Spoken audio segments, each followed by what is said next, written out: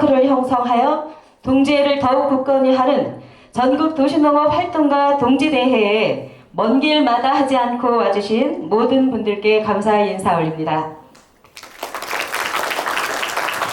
안녕하십니까. 저는 오늘 기념식 사회를 맡은 인천 도시농업시민협의회 소속 남동 도시농업네트워크 대표 이은자입니다.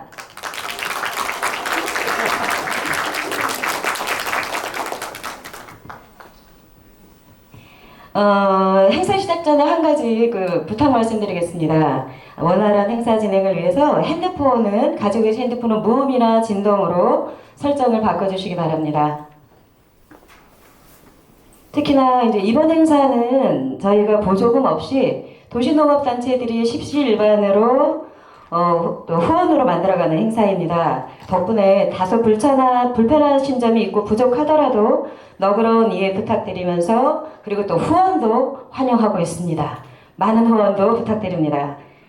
지금으로부터 2023년 전국 도시농업 활동가 동지대회를 여러분의 큰 박수로 시작하도록 하겠습니다. 네, 바쁘신 와중에도 오늘 전국 도시농업 활동가 동지대회에 많은 분들이 참석해 주셨는데요. 참석하신 네 분들이 너무 많으셔서 지역 협의회 대표님들 위주로 소개를 해 올리겠습니다. 우선 서울도시농업시민협의회의 곽선미, 이경란 공동대표님 어디 계십니까? 예, 박수 부탁드립니다. 인천 도시농업시민협의회 대표 유형민 대표님. 네, 반갑습니다. 멀리 대구 도시농업시민협의회 김성수 대표님도 오셨습니다. 경기도 도시농업시민협의회의 김재규 공동대표님. 반갑습니다. 그리고 전국 각지에서 도시농업 활동가 분들이 참석해 주셨습니다. 서로 박수 한번 칠까요? 반갑습니다. 공무원분들도 많이 오셨는데요. 우선 농진청의 정영빈 연구관님 오셨습니다. 부평구청의 이미란 팀장님 오셨습니다. 시흥시의 장행식 팀장님 오셨습니다. 부천시 도시농업과의 유기순 과장님 오셨습니다. 사실 이 외에도 많은 분들이 오셨지만 일일이 소개해드리지 못한 점 양해 부탁드립니다. 작년에는 이 동지대회를 울산에서 하였는데요. 올해는 이곳 인천에서 개최합니다. 공동으로 주최하는 인천도시농업시민협의회의 유형민 대표님의 개회사 겸 환영의 말씀이 있겠습니다. 박수로 축하해 주십시오.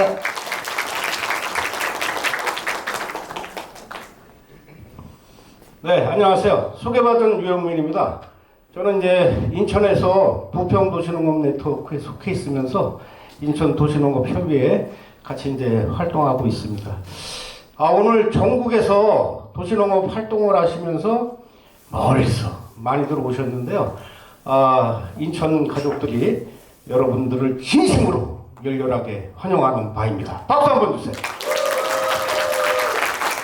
작년 울산에서도 동지대회가 아주 거창하게 화기애애하게 개최가 됐는데 인천에서도 일박하면서 그런 분위기를 이어가도록 하겠습니다. 그래서 인천에서 이런 동지대회를 개최할 수 있게 배려해 주신 인천도시농업시민협의회 김진덕 회장님께 감사의 말씀을 드리고요. 인천에서 도시농업 발전을 위해서 행정적으로 재정적으로 도움을 주고 계시는 인천농업기술센터에서 오는 이제 시설을 이렇게 또 배려해 주셨어요.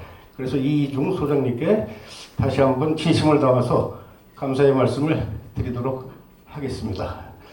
지금 여기 프랭카드를 보시면 올해 이제 동지대회 모토가 기후 위기 시대의 생태전환 도시농업 아닙니까? 그래서 제가 기후 위기 시대 이렇게 선창을 하면 여러분들은 생태전환 도시농업으로 화답을 해주시면 좋을 것 같습니다. 세 번 한번 해보겠습니다. 열정을 담아서 큰 소리로 같이 외쳐보겠습니다. 기후위기 시대! 생태전환의 도시농업! 좀 더 크게 기후위기 시대! 생태전환의 도시농업! 자, 이번에 손을 한번 들고 하겠습니다. 기후위기 시대! 네, 감사합니다. 그럼 지금부터 2024년도 전국 도시농업 활동가 동지대회를 개회하도록 하겠습니다. 감사합니다. 자, 어쩌다 보니 개회사가 두 번 있게 된 멋진 행사가 되었습니다. 유현배 대표님의 말씀에서도 들었듯이 이 멋진 장소를 저희에게 행사를 위해서 개최할 수 있도록 도움을 주신 인천광역시 농업기술센터의 김승호 농업지원과 과장님의 축사가 있겠습니다.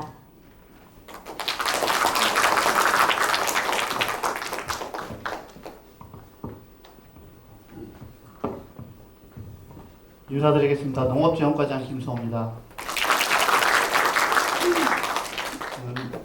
전국 도시농업 활동가 그다음에 관계 공무원들 참석하신 걸 환영하고요.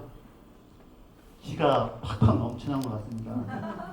저도 이렇게 처음에 시작할 때 이런 모습 보는 건 올해 들어서 처음인 것 같습니다. 대단하고요.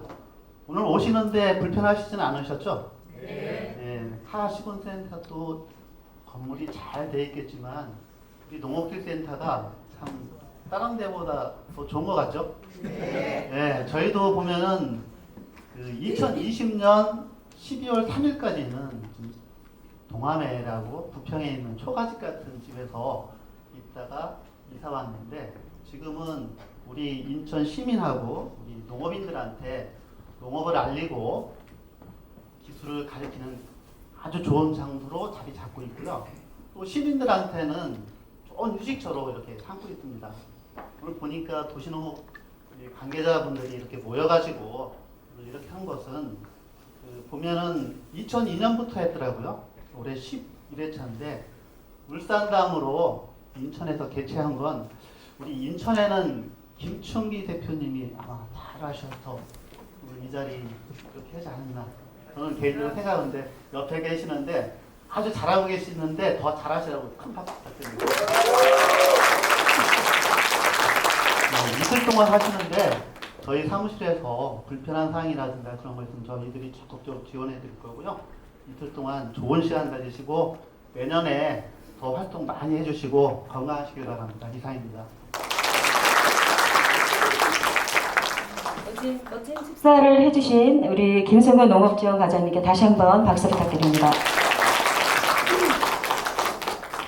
다음은 도시농업 유공자 시상이 있겠습니다. 도시농업의 확산과 발전에 기여하신 분들입니다. 호명하시는 분들은 앞으로 나와주시기 바랍니다.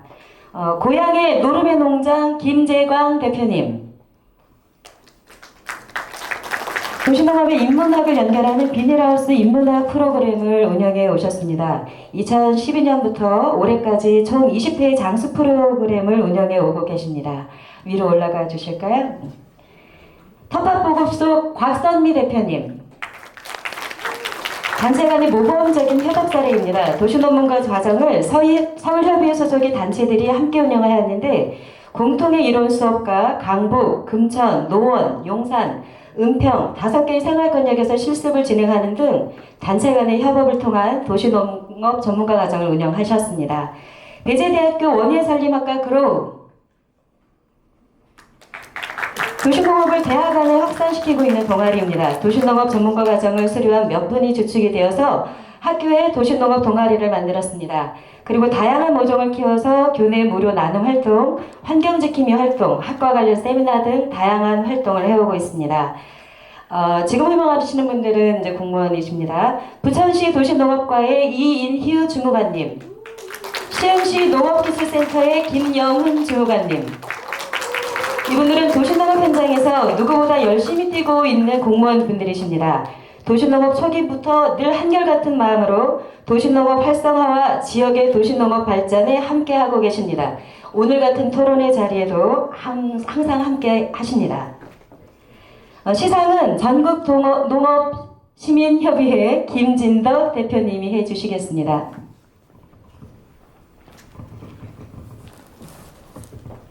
노름의 농장 김재환 대표님부터 하겠습니다.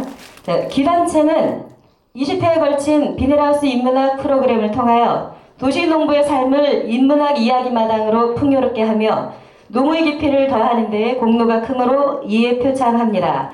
2023년 12월 15일 전국도시농업시민협의회 대표 김진덕. 표창장 협박보급소 대표 곽상미. 귀단체는 지역과 도시농업단체들 간의 협업을 통한 도시농업 전문가 과정을 모범적으로 운영하여 공생의 가치 확산과 활동가 양성에 이바지한 공로가 크므로 이에 표창합니다. 2023년 12월 15일 전국도시농업심리협의회 대표 김진덕. 대제대학교 그로하겠습니다. 표창장 귀 동아리는 농을 통한 생태 환경과 나눔의 가치를 청년의 삶에 확산시켜 도시농업 활성화에 이바지한 공로가 크므로 이에 표창합니다. 2023년 12월 15일 전국도시농업시민협의회 대표 김진덕.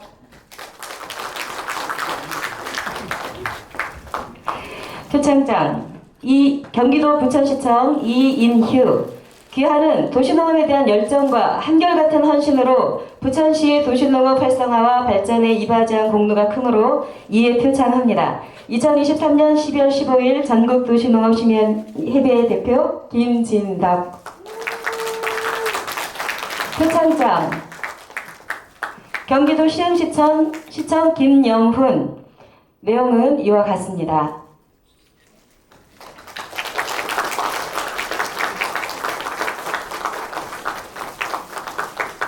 자, 다 들어가지 마시고 다 함께 사진 촬영, 기념사진 촬영하겠습니다.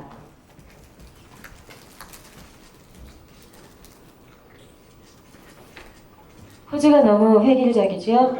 다른 자세 한 번으로. 하나, 둘. 뭘 바꾸셔야 될 텐데.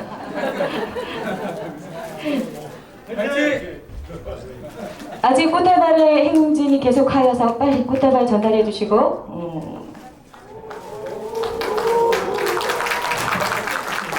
자, 도시농업 파이팅 한번 할까요? 시작! 도시농업! 네, 모두 자리에 돌아가시기 바랍니다. 축하드립니다. 자, 이것으로 개회식 일정을 마치고 비가 와갖고 많이 걱정을 했습니다. 그래서 비 오는데 오시는 것도 불편하셨겠지만은 또 많이 신청했는데 또 안 오시면 어떡할까 했는데 많이들 오셨고요. 동지대회가 올해로 이제 11회를 맞이하고 있고요. 그리고 이 행사가 어쨌든 도시농부들의 소통과 네트워크 그리고 새로운 이제 어떤 이렇게 비전을 함께 만들어가는 그런 이제 소중한 자리가 되었으면 좋겠습니다. 제가 오늘 하는 발제는 어떻게 보면 오늘 이제 그 동지대회에 약간 토론하는 시간들이 있어요. 그 토론의 시간들을 좀 더 알차게 그리고 또 여러분들이 가진 생각이라든가 또 각자가 하고 있는 여러 가지 사례들을 좀 같이 모아서 얘기하는데 도움을 주고자 하는 방향에서 준비를 했습니다.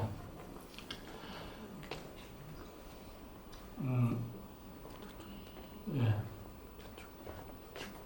안 넘어갑니다. 뭐지?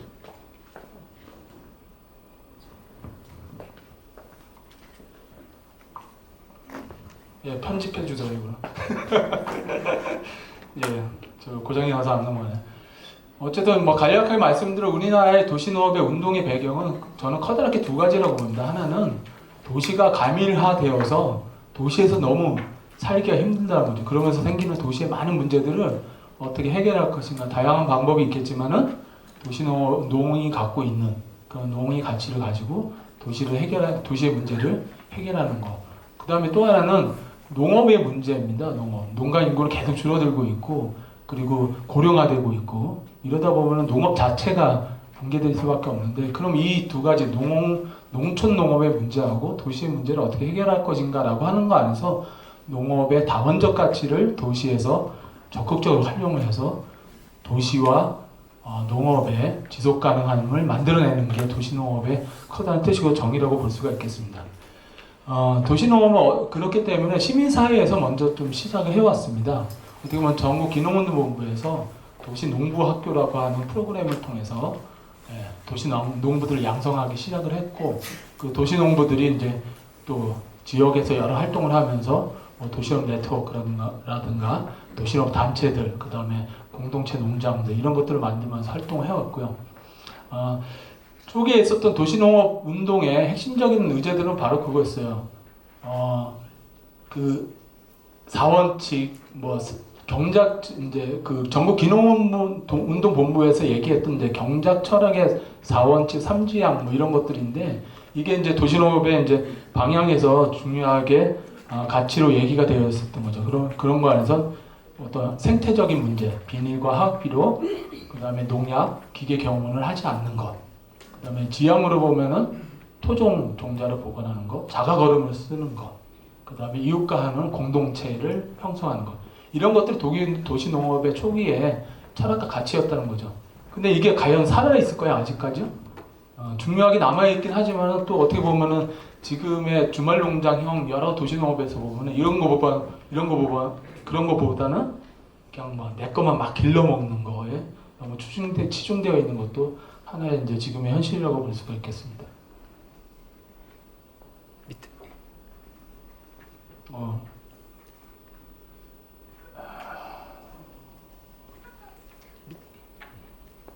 그러면서 이제 만들어진 게 조례가 먼저 만들어지고 그 다음에 조례가 여러 지역에 만들어지고 나서 이제 법이 만들어지는 그런 과정들을 겪게 됩니다. 그리고 시민협에도 부산, 뭐 대구, 경기, 인천, 서울, 뭐 강주 이렇게 이제 형성이 되어서 활동을 하게 됩니다. 지난 10년간 도시농업 발전은 뭐 거의 이제 참여자 수도 10배, 뭐 경작 면도도 10배 이렇게 만들어졌고 참여자 수도 거의 200만 명에 가까이 이제 형성이 되고 있습니다. 하지만 이제 이런 이제 2차 도시농업 5개년 계획이 작년으로 마감이 됐는데 그걸 통해서 이제 대단히 양적인 확산을 만들어 왔다고 볼 수가 있겠습니다. 하지만 이제부터는 이제 이런 질적인 도시농업의 발전을 어떻게 만들어내냐라고 하는 전환기의 과제가 남아있다고 볼 수가 있겠습니다. 그래서 1, 2, 3차 도시농업 육성 계획인데 이게 국가 계획입니다. 거기에 보면은 1, 2차 정도 보면은 대부분 이제 도시농업 활성화, 그 다음에 도농상생 이런 게 표현됐지만 양적인 성장에 대한 부분들, 확산에 대한 부분이 가치가 많이 이제 강조가 되었다고 하면은 제3차 종합계획에 보면은 국민과 함께하는 도시농업의 다원적 가치 확산. 그러니까 양적으로 이제 성장했으니까 이제는 이 가치를 어떻게 더 정확하게 이제 가치를 더 발현시키고 이걸 확산시킬 것인가에 더 초점이 맞춰졌다는 거죠. 뭐 탄소 중립에 대한 문제라든가 또 스마트한 도시농업, 일상생활 속의 도시농업 확산하는 문제, 상생과 협력의 관계 이런 것도 어떻게 만들 것인가라고 하는 걸로 해서 기존의 1, 2차보다는 훨씬 더 구체적으로 이런 도시농업의 가치를 확산하고 확산하는 데 초점이 맞춰졌다고 볼 수가 있겠습니다. 근데 이제 이런 성장에도 불구하고 지금의 이제 기후위기 시대를 맞이하고 있습니다. 오늘의 이제 주제일 텐데요. 여러분들 기후위기에 대해서 대단히 다 아실 겁니다. 인간의 활동에 의해서 100년에 1도가 상승했다고 하는데 자연적인 기온변화는 만 년에 약 4도가 올라갔는데 급속하게 올라갔죠. 국제 기후 그런 단체나 학자들이 얘기하는 아니면 이제 파리 협정이라든 기후 협정 이런 데서 얘기한 거 보면 어쨌든 인간의 올리는 온도는 1.5도에서 멈춰야 된다고 하는데 여러분 가능하실 것 같아요? 50년까지? 해야죠. 이게 문제죠. 지금 보면은 산유국들은 계속 그죠? 석유를 계속 이제 팔겠다. 이제 그걸 멈추지 않고 있고, 그죠? 그리고 이제 전쟁은 끊임없이 이루어지고 있고, 또 일본은 또 오염수를 그렇게 핵오염수를 바다에 투기하고, 그래서 국가가 갖고 있는 자기 이익이라고 하는 거를 놓치지 않는 이상은 저는 이게 과연 만들어질 것인가라고 하는 거에 상당히 위험한 요소들이 있다고 봅니다.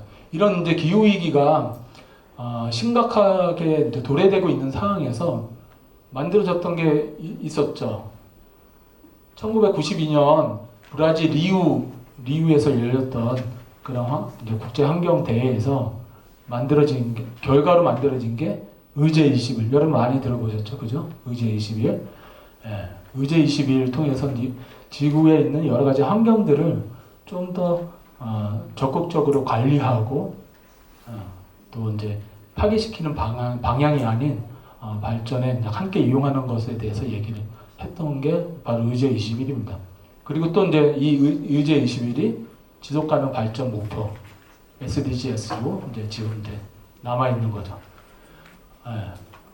과연 근데 여기서 딱 보면 지속 가능 발전이라고 하는 게 이제 들어가는 거예요. 아까도 이제 의제 21도 마찬가지지만은 과연 우리가 발전이라고 하는 성장이라고 하는 언어하고 그 주제하고 지구 환경을 지키는 생태라고 하는 거하고 이 같이 갈 수가 있을까요?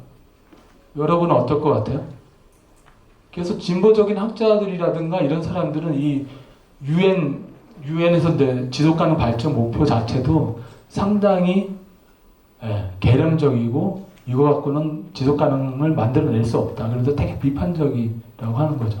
그러면 이런 생태적인 문제를 우리가 어떻게 볼 것인가라고 하는 겁니다.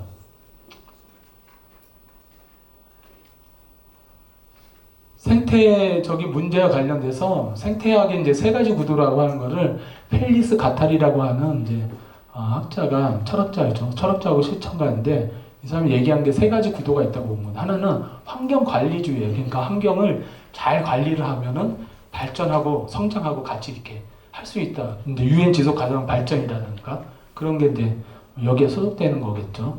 지속 가능 발전론. 그 다음에 근본 생태주의라고 하는 게 또 있습니다. 이거는 인간 중심이 아니라 지금의 모든 사회는 인간 중심이다. 인간이 모든 것을 지배하고 할 수 있는 게 아니라 인간이나 동물이나 식물이나 자연이 동등한 위치에서 서로 간의 상호적인 관계라든가 상생의 관계들을 형성하는 패러다임의 변화가 필요하다. 그리고 그런 감수성이라든가 그런 영성이 필요하다라고 하면서 이제 근본 생태주의를 얘기하는 거죠. 이게 근본 생태주의 더 나가면 어떻게 되냐면 지구의 인구는 5억으로 줄어들어야 된다. 인간은 아예 없어져야지 지구가 살아난다. 한계에 살아난다. 이렇게 이제 극단적으로 갈 수가 있어요. 하지만 어쨌든 근본 생태주의에서 중요하게 얘기하고 있는 거는 자연과 인간과 관계를 동등하고 수평적인 연대의 관계로 만들어내는 그런 마인드의 철학적인 관계가 변화가 필요하다 이렇게 얘기를 하는 게 근본 생태주의라고 볼 수가 있습니다. 또 하나는 사회 생태주의라고 하는 거야. 그런데 이건 뭐냐면은 그럼에도 불구하고 제도와 법과 제도 시스템이 바꾸지 않으면은 이게 무슨 소용이야? 이거를 바꿔야 된다라고 하는 구조에 있는 거죠. 그러니까 에코페미니즘도 이제 여러분들 많이 들어보셨을 텐데 가부장적인 남성주의의 문화를 가지고는 환경적인 문제를 대응할 수가 없다. 그렇기 때문에 가부장적인 사회 구조를 바꿔야 된다. 이렇게 얘기하는 게 이제 에코페미니즘의 이제 주요 골자로 볼 수가 있겠죠. 그리고 이제 이 자본주의가 과연 계속 지속 발전이라고 하는 거를 얘기하는데 이런 거에서 환경을 파괴하는 거 안에서 어떻게 환경을 고칠 수 있냐? 그러려면은 사회주의를 선택해. 이제 이런 것들을 계속 어떻게 보면 국가 시스템이라든가 이런 걸 제도를 바꿔야 된다라고 하는 게 사회 생태주의라고 하는 거죠. 이런 세 가지 구도가 있다는 거예요. 그래서 우리는 여러분은 어느 마음에 딱 드세요? 다 마음에 안 들어요? 다 마음에 안 드는 게 아니라 다 필요한 거죠. 다 필요한 거죠. 그래서 이제 자연을 잘 관리하는 것도 필요한 거고, 그 다음에 이제 근본적인 생태적인 마인드라든가 그런 철학, 그 다음에 그런 관계를 형성하는 것도 필요하고, 사회의 제도와 시스템을 변화시키는 것도 필요한 거죠. 그런 거 안에서 이제 이 펠리스 가타리가 얘기한 게 세 가지 생태학의 구도예요. 그래서 마음 생태를 만드는 거, 자연 생태를 만드는 거, 사회 생태를 만드는 거, 그리고 그래서 자연 생태에서는 자연과 인간 간의 관계를 잘 이렇게 조화롭게 만들어내는 거. 그 다음에 이제 마음 생태에서는 주체, 우리의 이제 어떤 이제 생태 환경을 만들어낼 수 있는 그런 주체성을 어떻게 형성할 것인가. 사회 생태에서는 사회적 관계를 어떻게 변화시킬 것인가. 이런 그 생태학의 구도를 우리가 볼 필요가 있다는 거죠. 그래서 우리가 하는 어떤 환경운동이라든가 어떤 생태적인 변화라든가 도시농업에서 기후위기와 관련된 어떤 활동하더라도 이 세 개의 축에서 우리는 어디에 편중되어 있는가, 어느 기능이 없는가라고 하는 거를 함께 보살피고 살피지 않으면은 아무리 얘기한다고 해도 그게 잘 될 수가 없다는 거예요. 그래서 이런 거를 하고 있는 데가 이제 제가 이제 이거는 인용한 건데 뭐 생태적 지혜 연구소라고 하는 저희 도시농 시민협의하고 협약 기관이 있습니다. 협업 기관이 거기서 함께 이제 그런 생태 철학과 뭐 생태 운동을 함께 고민하고 있습니다. 자, 근데 이거를 이제 농업적으로 가져와 보면은 그 산업형 농업이 집약적 경운을 하고 대규모 단작, 그다음에 합성 비료를 쓰고 그리고 물을 끊임없이 관계수를 통해 쓰고 해충과 잡초를 이제 화학 농약으로 살포하고 또 유전자 조작이라든가 또 공장식 축산 이런 것에 의존하고 있는 산업형 농업으로 과연 이제 기후를 변화시킬 수 있는. 그렇기 때문에 어떻게 보면 농업은 기후를 계속 나쁘게 만드는, 환경을 나쁘게 만드는 그런 역할들을 아직도 하고 있다는 거죠. 우리는 막 도시농에서 농사가 좋다고 막 얘기를 하지만은 기후적인 측면을 보면은 이런 이제 농업 자체가 변화하지 않으면은 기후 위기에 적극적으로 대응할 수 없다라고 하는 게 하나의 과제라고 하는 것 같고요. 그 다음에 토양과 기후 관련된 학자들이 이제 강조하면서 얘기하는 게 있어요. 그게 뭐냐면은 우리가 이제 토양이 탄소를 흡수할 수 있는 커다란 바다라는 거죠. 그러니까 바다에서 산호초라든가 바다 생물들이 이 탄소를 엄청나게 양을 흡수하잖아요. 그것과 마찬가지로 토양도 탄소를 포집해갖고 흡수할 수 있는 능력이 엄청 많다는 거예요. 근데 지금의 토양은 어떠냐? 이런 농사를 지으면서 다 경운을 하고 갈아내고 그 다음에 농약 치고 하면서 비료 치고 하면서 이 안에 토양이 다 흙이 죽어갖고 그 안에서 미생물이 탄소를 흡수할 수 있는 그런 기능들이 있다는 거죠. 그래서 그런 대기와 토양을 함께 연구하는 그런 학자들이 주장하는 거는 우리가 화석 원료를 쓰지 않는 것도 중요하지만은 지금 지구 안에 꽉 차 있는 이 탄소를 흡수하기 위해서는 농사를 변화시키면은 이미 배출된 탄소까지 흡수하기 때문에 그런 이렇게 기후위기를 근본적으로 극복할 수 있다라고 하는 것을 이제 적극적으로 얘기를 하고 있는 거죠. 그러면서 이런 것들을 만들어 나가는 이제 이런 거를 할 수 있는 대안적인 농업의 체계에 대해서 많은 운동들이 펼쳐지고 있습니다. 그게 이제 어떤 이제 퍼머컬처 농장이라든가 또 여러 가지 그러니까 자연농이라든가 이런 게 우리나라뿐만 아니라 전 세계적으로 많이 있다는 거죠. 그래서 이런 것들이 이제 바뀌었을 때 근본적으로 우리가 먹는 거로 인한 그런 지구의 생태 위기를 극복할 수 있다라고 하는 것들 이야기를 하고 있습니다. 그래서 이것은 이제 도시농업 쪽에 이제 약간 좀 가깝게 접근을 시킨다고 하면은 전통농업의 복원이라고 하는 것들을 이야기를 할 수가 있겠습니다.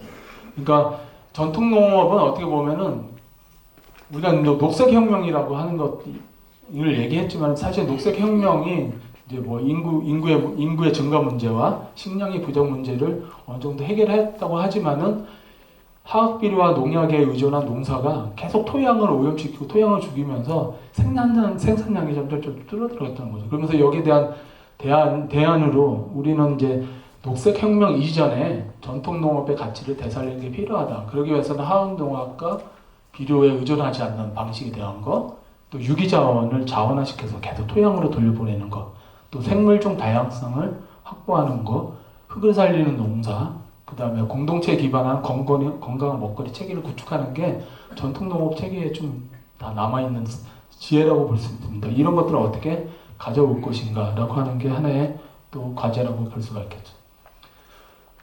또 우리 주변에서 많이 얘기되고 있는 게 이제 퍼머컬처입니다. 그래서 여러분들 퍼머컬처를 많이 이제 들어보기도 하고 뭐 공부도 하셨을 텐데 뭐 디자인적으로 접근하는 방식도 있어요. 그래서 뭐 키올 가들이라든가 뭐 또 여러 가지 뭐 나선형 텃밭, 뭐 둔덕 텃밭, 뭐 여러 가지 해서 이제 디자인적으로 접근하는 것도 있지만은 퍼머컬처의 근본적인 원리는 그거예요. 윤리라고 하면은 땅을 보살피는 거, 그 다음에 사람을 보살피는 거, 그리고 공정하게 분배하는 거. 그러니까 이 퍼머컬처는 철저하게 어떻게 보면 사회적인 관계 안에서 지속 가능한 생태적 농업을 만드냐라고 하는 거죠. 영속적인 농업을. 그러니까 이제 이런 농법의 문제로 접근하는 문제가 아니라 우리는 이거를 어떤 사회적인 문제로 접근할 필요가 있다는 거죠.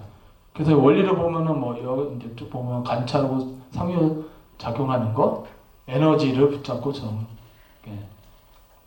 저정하는 거, 뭐 이렇게 쭉 원리들이 있습니다. 이런 원리를 우리가 다만은 퍼머커처를 너무 농법이라든가 디자인 중심으로 볼 게 아니라 특히나 중요한 거는 퍼머컬처를 통해서 공동체를 만들어 나가고 그 안에서 그 공동체를 만들면서 그 안에서 지속적인 먹거리 체계를 만들어 나가는 게 어떻게 보면 퍼머컬처의 중요한 과제라고 볼 수가 있겠습니다. 그래서 어떻게 보면은 우리가 이제 도시에 200만이라고 했잖아요. 도시농업에 참여하는 사람이 200만 명이 이런 기후와 생태에 대한 어떤 관심과 그런 철학을 갖고 함께 공부하고 한다고 하면은 저는 이제 궁극적으로 도시농업은 농업의 체질을 바꾸는 저수지 역할을 할 것이다. 그리고 여러분들 욕심을 냈으면 좋겠다는 거죠. 저도 자꾸 욕심이 나는데 이제 작은 농장이 아니라 이제 큰 농장에서 소농이 되는 거, 퍼머컬처 농장을 만들어서 운영하는 거. 근데 그래서 여러분들도 분명히 그런 꿈들이 있을 거라 봅니다. 그래서 우리가 도시농업에서 취미와 여가를 목적으로 하는 그런 도시농업을 벗어나서 이제는 좀 더 생산을 해서 건강한 먹거리를 만들고 이게 이제 지역사회에 순환하는 경제 시스템으로 만들어 나가는 그런 생산자로서의 역할도 우리에게 계속 요구되는 거고 그래서 이런 게 뭐 기농을 통해서든 또 소농 활동을 통해서든 이루어졌을 때 저는 도시 농업은 결국에는 이제 농업의 체질을 바꾸는 그런 저수지의 역할을 할 수 있을 거라고 봅니다.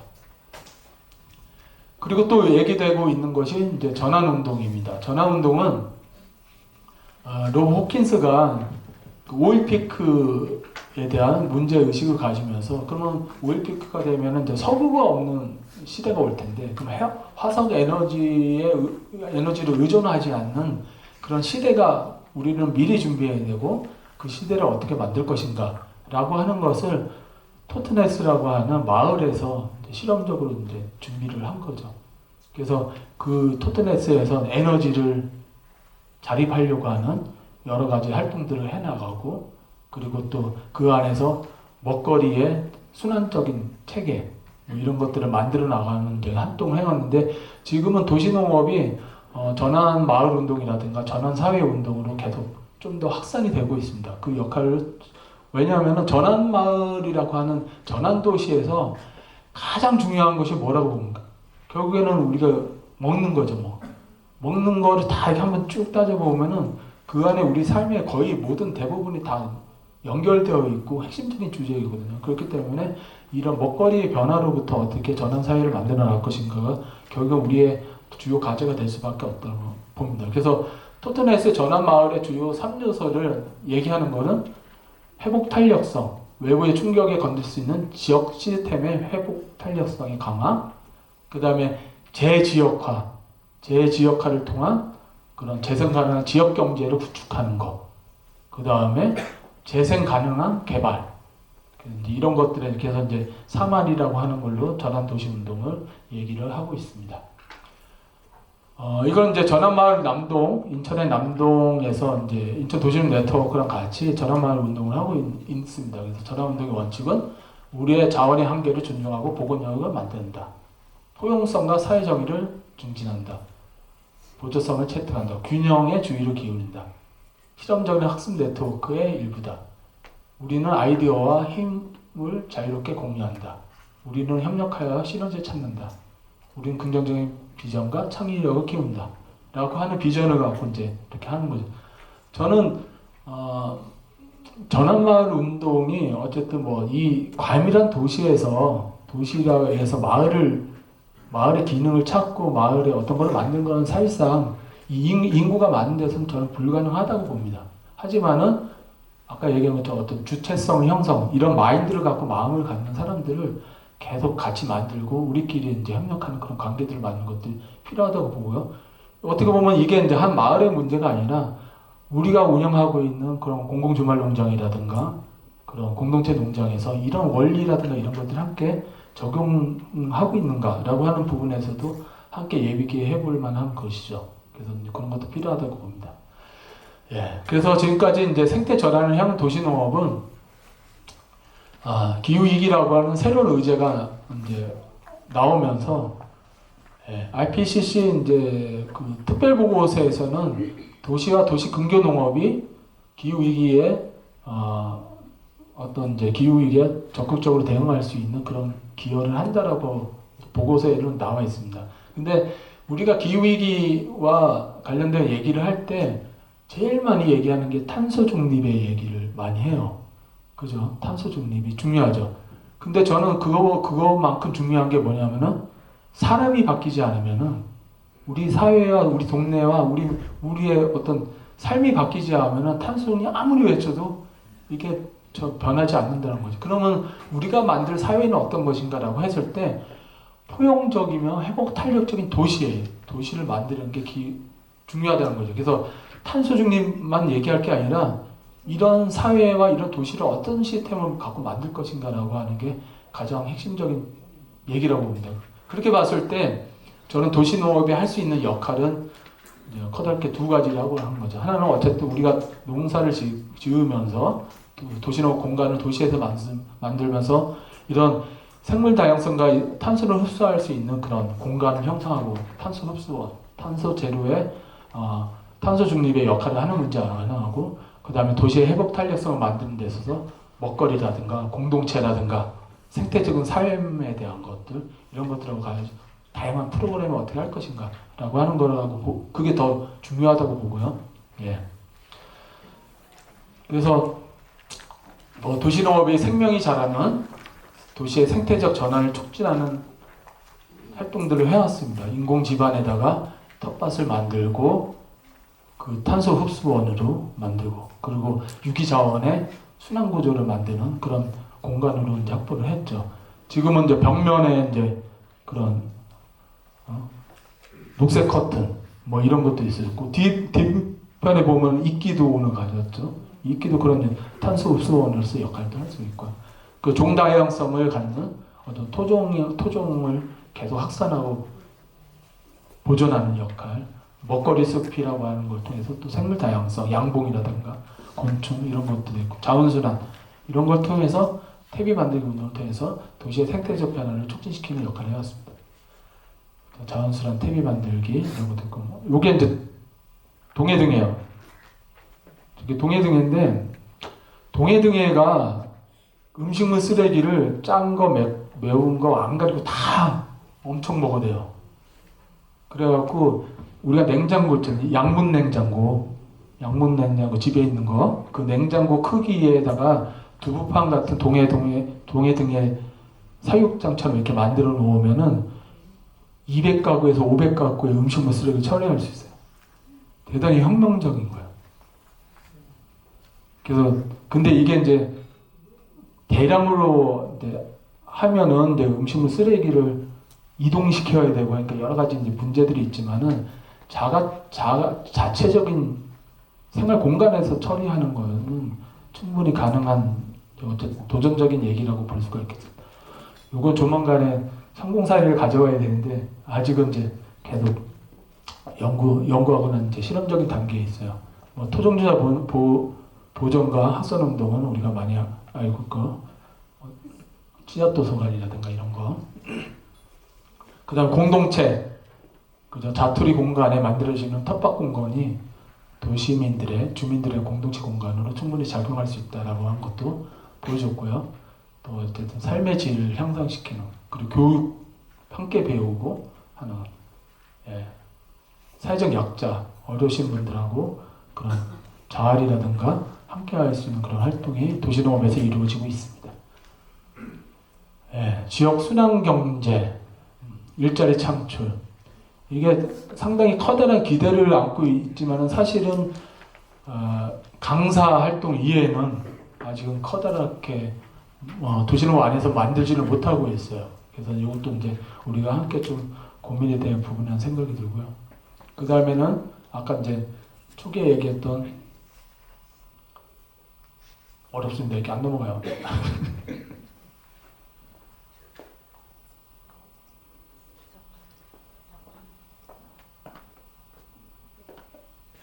먹거리 시스템입니다. 그래서 도시농업도 어쨌든 이제 우리가 다 먹거리와 관련된 활동들을 할 수 있고 그런 거 안에서 이제 도시형 농부 시장은 상당히 중요한 모델이라고 봅니다. 그래서 우리가 생산한 거, 그다음 농민들이 생산한 거를 함께 이야기하면서 나눌 수 있는 그런 이제 공간을 만들어내는 거 이것도 중요하고요. 자 이제 과제로 좀 들어가서 말씀드리겠습니다. 그럼에도 불구하고 도시농업에서 아직도 있는 과제가 있다고 봅니다. 도시농업 실천 공간에 공공성을 어떻게 만들어낼 것인가라고 하는 게 저는 커다란 과제라고 봅니다. 도시농업의 공간은 적어도 개방적인 공간이 되어야 될 필요가 있고요. 공간과 시설을 공유할 수가 있어야 된다고 봅니다. 그래서 시민 모두가 이용할 수 있는 도시만에 있는 이제 그런 도시농업 공간은 그리고 공익적 가치를 끊임없이 실천하고 함께 활동하는 공간이 되어야 되고요. 그리고 민주적으로 운영을 해서 함께 시민들이 참여하는 공간이 되어야 된다는 거죠.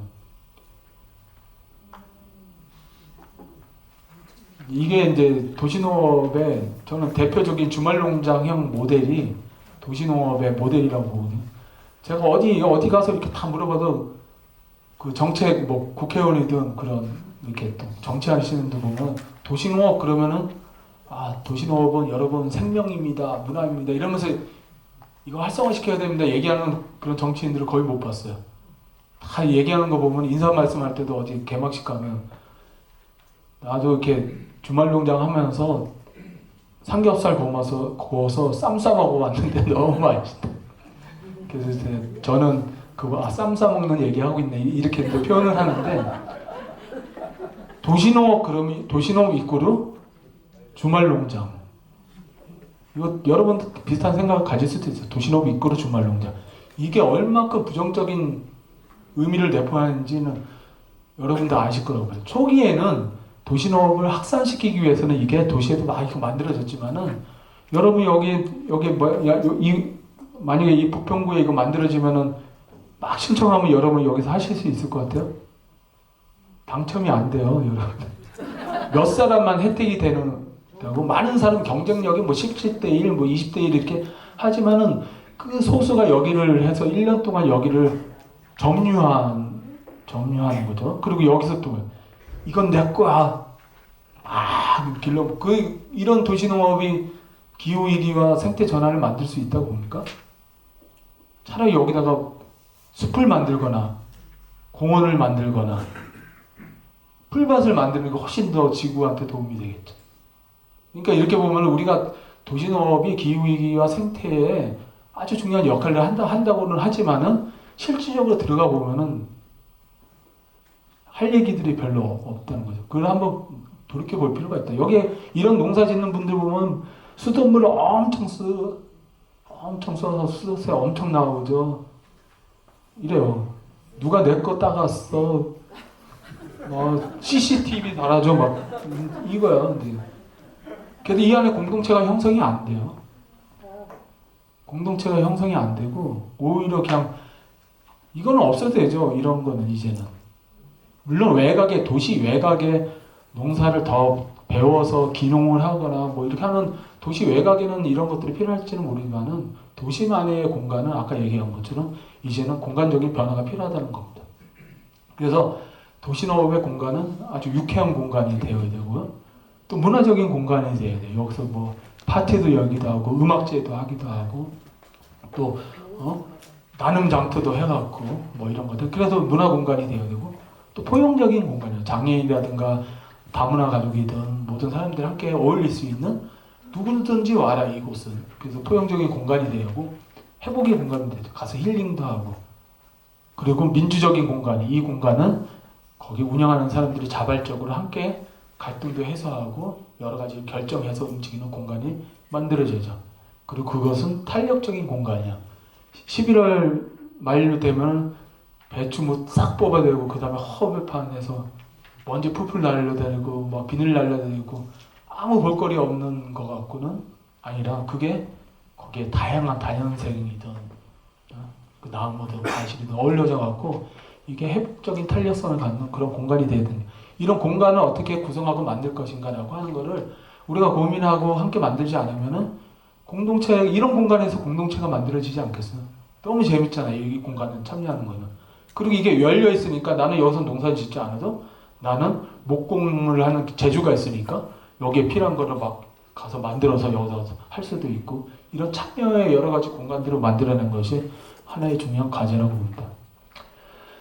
또 하나의 과제는 저는 경제적 지속성이라고 봅니다. 이 경제적 지속성을 어떻게 만들 것인가. 저는 도시농업 단체들이 제가 전국 대표니까 이제 전국의 현안들을 쭉 보면은 사무실하고 상근자재 제대로 갖춘 공간이 내가 거의 없어요. 다 너무 먹고 살기가 힘들어요. 진짜 이렇게 이 도시농업 하려면은 모든 거를 다 이렇게 헌신하고 자원봉사해서 막 억지로 이끌어가야 돼. 그러면은 저는 이거는 지속 가능성이 없다고 보는 거죠. 그래서 돈을 많이 벌어야 된다는 방법도 찾아야겠지만은 그런 지속 가능 시스템을 우리가 어떤 식으로 만들어낼 것인가를 하는 것도 가장 이제 중요한 문제라고 봅니다. 그러기 위해서는 법 제도적인 체계를 구축할 필요가 있어요. 그래서 학교 텃밭 지원 조례가 없는 시도는 학교 텃밭 지원 조례를 다 만드세요. 물론 이제 인천도 내년에 예산이 막 줄어갖고 이제 좀 타격이 있지만은, 근데 어쨌든 이런 법과 제도가 만들어진 데하고 없는 데하고는 상당히 다르다는 거죠. 그 학교 텃밭 얼마 좋아. 아이들에게 생태 교육도 하고 먹거리 교육도 하는 그런 공간으로서. 그래서 학교 텃밭 지원 조례라든가 이런 것도 만들고, 어떤 시범 사업이라든가. 그래서 시범 사업, 이번에 도시농업법 개정을 지금 추진하고 있는데 법에 이제 시범 사업에 대한 것들이 있어요. 거기 안에서 이제 이런 것들 활성화되면 어쨌든 여러 가지 활동과 사업을 통해서 우리가 일자리 영역을 창조할 수 있다 이렇게 보고요. 그 다음에 창의적 실험과 도전을 우리가 함께 만들어나가는 것도 필요하다. 그래서 도시농업 활동 영역을 확장시키는 것도 필요하다. 그래서 아까 얘기한 단순히 취미 여가가 아니라 이제 좀 생산을 할 수 있는 규모가 되는 것도 우리가 한번 고민을 해보자. 이건 우리가 농업인이 되는 거죠, 이제는. 도시농업이라고 하는 거에서 좀 더 넘어서.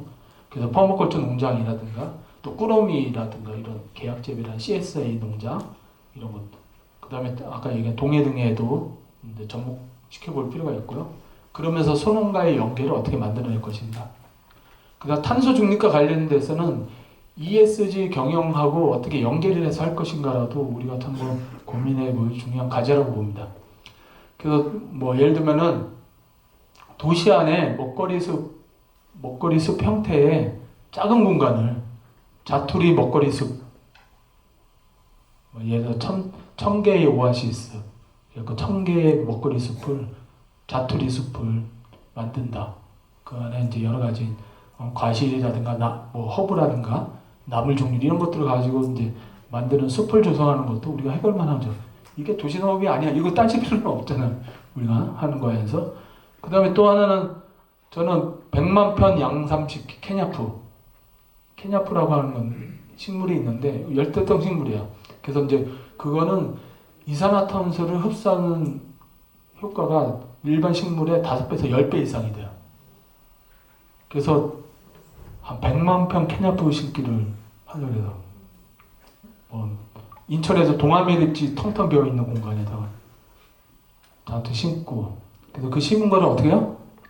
수확을 해서 화력발전에 니네가 사가라.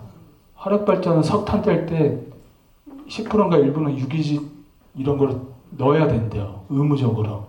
그러니까 뭐 예를 들어 우리가 화력발전을 좋아하는 게 아니라 너네가 탄소를 배출한 만큼 100만 평 양삼 심기, 케냐프 심기에 니네가 ESG 활동을 해라. 이렇게 이제 같이 이제 협업 관계들을 만들 수가 있겠죠.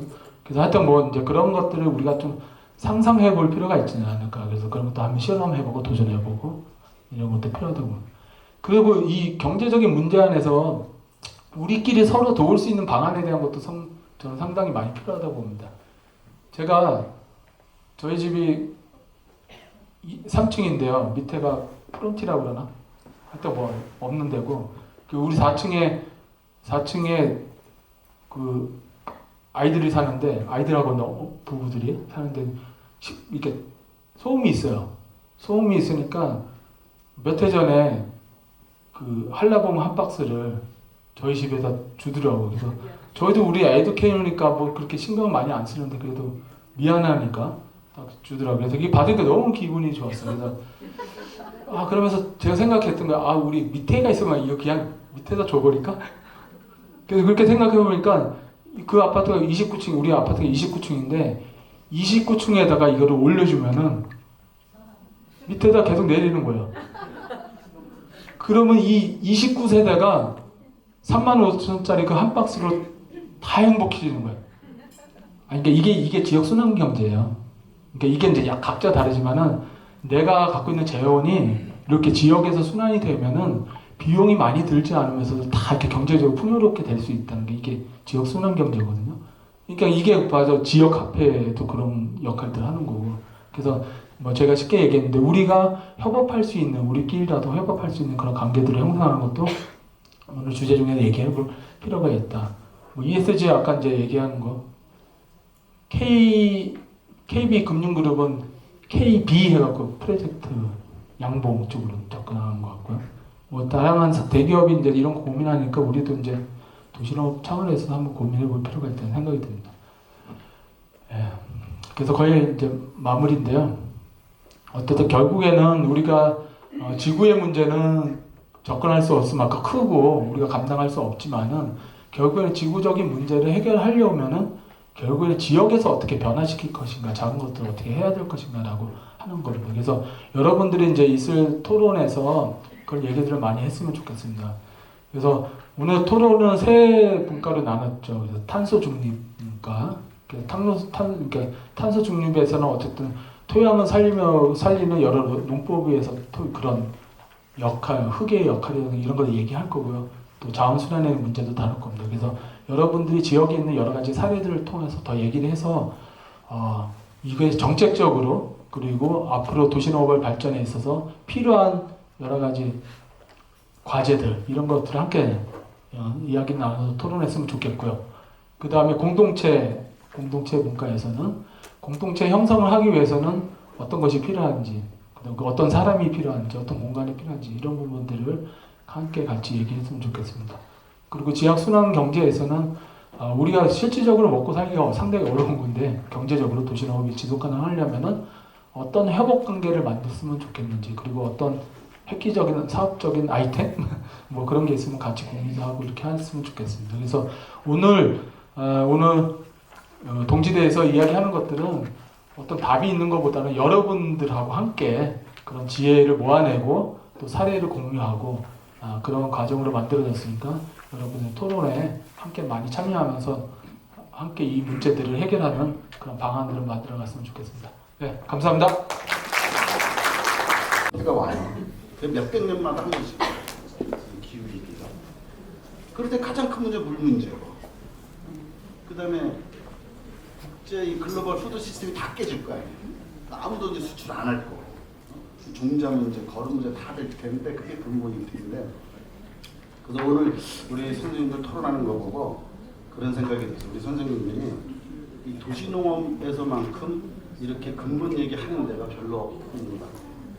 우리 선생님들이 우리끼리만 자족적으로 토론할 게 아니라 적극적으로 나서서 환경운동, 기후위기 이런 등등 무슨 프로그램이 있을 때마다 문제 제기하고 의견 제시하고 아주 식량을 어떻게 늘릴 거냐만의 문제가 아니다. 그런 기존의 시스템 갖고 그게 다 깨지는데 기후위기가 오면요.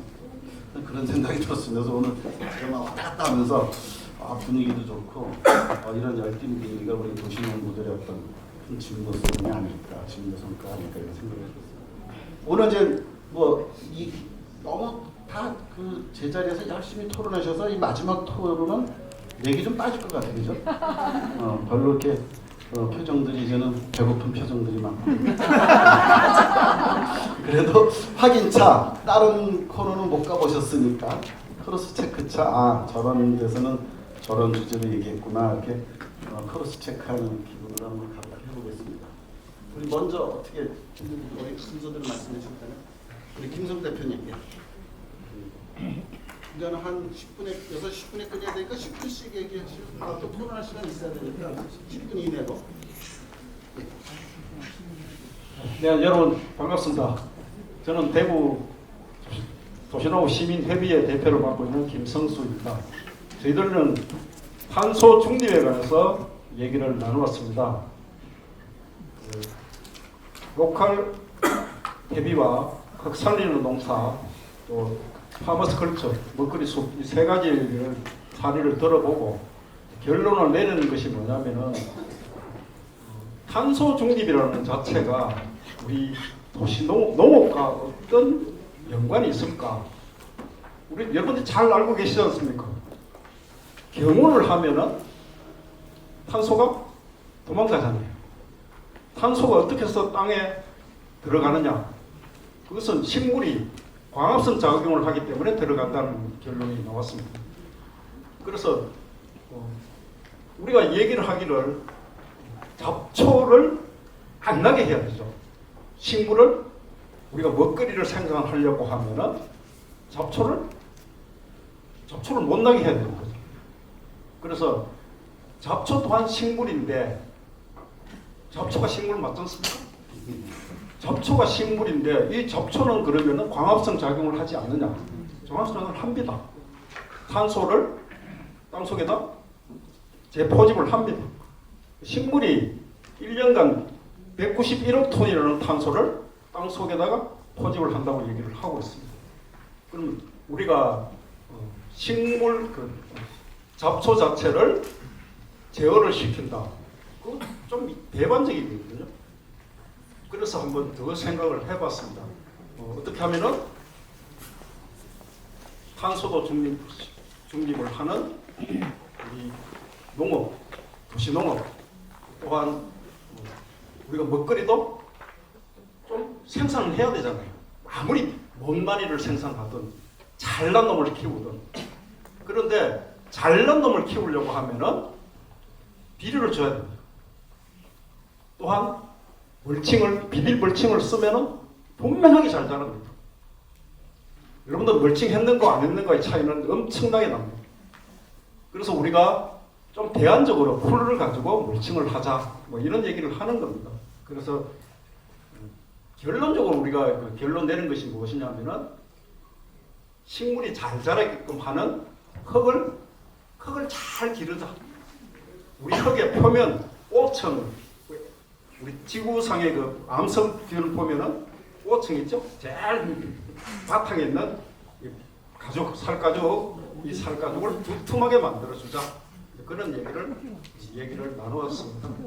여러분들하고 같이 해볼 거는 아마 식물을 잘 자라게 하는 흙을 잘 만드는 것, 로컬 탭이든 비닐 멀칭이 잡초로 멀칭, 풀 멀칭이든 그런 걸 하면 좋겠다는 말씀을 드립니다. 그래서 너무 한쪽으로만 치우치지 말고 양쪽 다 이것도 해야 되고 이것도 해야 되는 그런 중간을 잘 겪어가는 것이 좋겠다고 말씀을 드립니다. 이상입니다. 자, 시간을 너무 짧게 쓰셔서 이따 또 보충해 주세요. 네. 우리 다음에 우리 백종원 대표님. 예. 종합토의를 제가 하는지 몰라다가 사회자가 올라오라고 해서 올라오는. 저는 대전에서 왔습니다. 대전에서 이제 손수레 농장이라는 농장을 운영하고요. 도시농업 전문인력 양성기관하고 사회적 농업을 하고 있습니다. 저희는 순환경제 분과로 이제 운영을 했고요. 그리고 이제 뭐 차례로 보시면 알겠지만 마을보험에 대한 거, 이기 활용에 대한 두 가지를 발표를 했고 마지막 중장년 일자리 창출은 이제 개인 사정으로 해서 참석을 못 하셔가지고 두 가지만 이야기를 나눴습니다. 절대 제가 졸아서 그런 게 아니고 PT 발표를 보니까 정리를 잘 해주셨어요. 그래서 그거 한번 읽어보시면 될 것 같고요. 내용을 제멋대로 좀 해석을 하면요. 지금 이제 지역에서 다양한 먹거리를 먹거리 체계를 만들려고 하고 있고 또 먹거리에 대한 이야기들이 굉장히 많이 되고 있습니다. 그 먹거리 중심에 도시농부들이 굉장히 큰 역할을 해왔다는 거, 또 여기서 발표하신 이제 금천 같은 경우도 건강한 농부 협동조합이 도시농부들로부터 이제 먹거리를 주제로 해서 공유 경제를 실천하고 또 다양한 활동들을 펼쳐왔던 이야기들이 정리되어 있습니다. 그러니까 우리가 지금 굉장히 어려운 시대라고 하지만은 일반인들은 먹거리가 풍요롭다라고 생각을 많이 하는 것 같아요. 그리고 먹거리에 대한 소중함은 이미 잃었다고 볼 수 있는 것 같아요. 그러니까 부엌이 없는 어려운 가정도 있지만 심지어 젊은 세대들은 일부러 부엌을 없애는 경우가 많거든요. 제 주변을 봐도 제가 이렇게 생겼지만 굉장히 젊거든요. 제 주변들을 보면 부엌을 아예 없애서 활동을 하고 있습니다. 그만큼 이미 가장 첫 번째 공동체인 가정에서도 먹거리가 무너졌는데 그 먹거리의 이런 체계들을 다시 확립하는 데 있어서 얼마나 우리 도시농부의 활동가들이 좀 중요한 역할을 하고 있는가. 그리고 그 중심에서 또 우리 금천의 건강한 농부 사회적 협동조합이 큰 역할들을 하고 있다는 내용들을 이제 봐왔던 것 같습니다. 근데 그게 단순하게 특정 계층을 대상으로 하는 건 아니고 사실은 지금 사회적으로 가장 관심 있는 게 생애 개발인 것 같아요. 전 생애에 걸쳐서 우리가 어떻게 하면 더 안전하게 건강하게 살 수 있을까, 이런 건강에 대한 고민들은 분명히 있거든요. 먹거리에 대한 관심은 없으면서 오래 살려고만 하는. 그래서 그런데 지금 이 안에 책의 이제 구조 마지막 장을 보시면 전생에 대해 걸쳐서 해왔던 활동들과 체계에 대한 고민에 대한 흔적들이 나와 있어요. 그래서 조금 들어보시면 좋겠다. 저도 금천구의 견학을 가보면 얼마나 열심히 설명해 주시는 분입니다. 공짜로 가지 마시고요. 서로 도와야 하니까. 그런 이야기들이 조금 되어 있고, 두 번째는 이끼의 활용입니다. 아까도 우리 토론할 때도 얘기를 했지만 올해 농촌사회학회 이제 학술대회 때 농업인들은 주류 사회에서 변방으로 밀려났고 또 심지어 산업화의 장애물이다 이런 한문 연구를 얘기를 들으면서 어느 순간 우리가 장애물이 되었구나. 그런데 그 농업인들이 장애물이 되었는데 그 장애물들을 설치하는 게 또 도시 농부들이구나 이런 생각들을 했습니다. 그래서 저는 장애물을 설치하는 게 아니고 이 사회에 진짜 어려운 시대로 가는 상황에서 이 도시 농부들이 브레이크 역할을 한다고 좀 생각이 듭니다. 이끼가 그 역할을 또 크게 한다고 봐요. 이끼는 이미 오래전부터 우리 지구상을 뒤덮고 있었는데 어느 순간 변방으로 밀리고 골칫거리가 되었는데 사실상 우리 지구를 지키는 게 또 이끼의 큰 역할이지 않았을까? 그런 것들, 그런 고민을 통해 가지고 우리 대표님께서 계속 실험하고 그런 연구 결과들을 우리한테 좀 공개를 해주신 것 같아요. 그래서 우리가 늘 새로운 고민들을 사실은 도시농부들과 도시농업에 대한 이런 포럼, 토론회를 와보면 굉장한 새로운 아이디어들 많고 굉장히 기상천외한 이야기들을 많이 하십니다.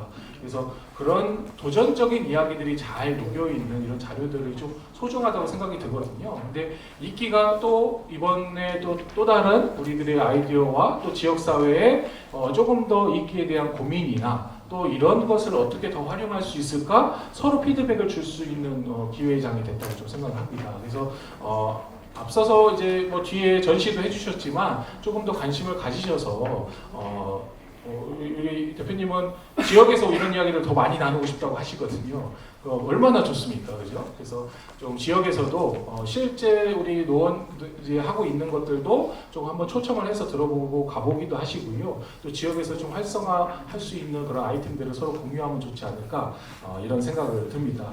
그래서 넘어서 저희가 늘 도시농부는 운동성이고 뭐 희생과 봉사를 요구하는 경우가 참 많습니다. 그러다 보니 자꾸 젊은 세대 주위를 돌아보십시오. 젊은 세대들이 점점 없어지고 저는 이 도시농업 시민협의회에 10년간 회원으로 있으면서 아직까지도 막내 같은 생각이 듭니다. 그래서 대학생 때 저는 가입을 해가지고 지금 결혼까지 해서 이렇게 있는데 아무튼 조금 더 젊은 세대의 유입을 좀 하려면 어찌 됐든 경제적 가치를 만들어내야 하고 지속 가능성을 좀 만들어야 된다고 생각합니다. 그게 이 도시농부들의 순환이 아닐까 생각이 들어요. 그래서 조금 더 지역에서 실험해봤던 것들에 대한 노하우도 좀 끄집어내고 조금 더 또 위에서는 그런 것들을 정리해서 아래로 내려주는 그런 시범적인 단위의 위원회라든지 이런 네트워크들도 좀 만들어져야 하지 않을까. 그러니까 각자 도생하는 이런 경제적 순환도 중요하지만 다음의 리더들을 만들어내는 그런 순환들도 좀 고민해야 하지 않을까 생각이 듭니다. 우리 전국협의회 대표님 여직 계속 대표만 하십니다. 다음 리더를 만들어야지 않겠습니까? 또 젊은 세대들을 만들어야지 않겠습니까? 그래서 그런 순환도 조금 필요할 거라고 생각이 듭니다. 많이 고민해 주십시오. 감사합니다. 발표하신 분들 내용하고요. 말씀 나누신 것들 대신해서 좀 말씀드리는 것으로 하겠습니다. 공동체 주제로 했고요. 발표는 먼저 도시농업과 전환마을 운동의 박중구 강원도시농업 사회적협동조합 이사장님께서 해주셨고요. 두 번째로 텃밭으로 일구는 공동체를 김춘기 인천도시농업 네트워크 대표님이 해주셨고, 농살림과 마을살이를 조은빛 경기도 군포의 범박골 배어둠 청년 농부가 발표를 해주셨습니다. 먼저 박중구 강원도시농업 사회적협동조합 대표님은 전환마을에 대한 말씀을 좀 해주셨고요. 일단은 첫 번째로 말씀해 주신 건 강원도 아직까지 도시농업 조례도 없는 척박한 그런 조건에서 열심히 활동하고 계시다는 말씀을 좀 해주셨고요. 그리고 일단은 전환마을의 개념을 처음에 말씀을 해주셨는데, 어쨌든 지금 전 세계적으로 2만여 개의 전환마을 네트워크가 있고, 최근에는 일본에서 좀 많이 확산이 되고 있는 상황이고, 지금 인천 남동구에서도 전환마을 선언을 하셨고요. 그래서 우리나라에는 한 20개 정도의 전환마을을 선언하거나 실천하고 계시는 곳이 계시다고 합니다. 그리고 자비로 토트네스 영국 마을을 견학을 하셨다고 했는데, 거기에서 어쨌든 좀 특이할 만한 인상적이었던 내용들을 말씀해 주셨는데요. 아무나 가져가는 텃밭, 약초 텃밭 등 일단 마을의 주제별 텃밭이 활성화되어 있다는 말씀하고, 그리고 우리나라도 지금 먹거리 체계에 대한 논의가 많은데 마을 안에서 푸드뱅크, 먹거리 정책에 대한 고민이 활발히 이루어지고 있다라는 말씀하고요. 그리고 저도 좀 눈에 띄었는데 재야생화 프로그램이라고 합니다. 그러니까 일단 있는 것들을 그냥 보존하는 데서 나아가서 텃밭이나 환경을 야생화들을 활성화시켜서 얼마만큼 더 자연에 가까운 텃밭과 농장의 환경들을 만들어 나갈 것인가 하는 실천을 하신다는 것도 인상 깊었고요. 그 다음에 이제 사회적 농업 프로그램을 이제 하는데, 어쨌든 대체적인 활동들을 공공기관이나 기업의 지원이 아니라 펀딩 형식으로 해서 가급적 자립적으로 운영하려고 하는 노력들이 좀 많이 벌어지고 있다는 말씀을 해주셨고, 그런 부분에서 이 터트네스 전환마을의 운영뿐만이 아니라 그런 대외적인 경제적인 문제까지 해서 어느 정도의 자립적인 운영에 대한 노력을 우리가 지금 도시농업을 하는 가운데서도 좀 참고할 만한 사항이 아닌가라는 말씀을 해주셨습니다. 그 다음에 김춘기 인천도시농업 네트워크 대표님께서 어쨌든 생태적인 농사를 기반으로 농사 가치를 공유하고 공동체를 만들고 그 공동체가 사회에 선한 영향력을 끼치는 것이 어쨌든 지금 인천도시농업 네트워크의 도시농업의 기본적인 방향이라는 좋은 말씀 해주셨고요. 그래서 인천도시농업 네트워크는 모든 텃밭을 공동체 텃밭으로 명명을 초창기부터 했다. 지금 5개 정도가 있고, 어쨌든 모든 농장의 운영 규정을 만들고 운영위원회를 구성하는 것을 아주 중요하게 설정을 하신다고. 그게 이제 아마 제 해석으로는 텃밭과 농장의 주인의식 그리고 자립적인 의식을 참여하는 시민들에게 같이 갖도록 해주는 아주 중요한 과정으로 설정되어 있는 것이 아닌가라는 생각이 좀 들었습니다.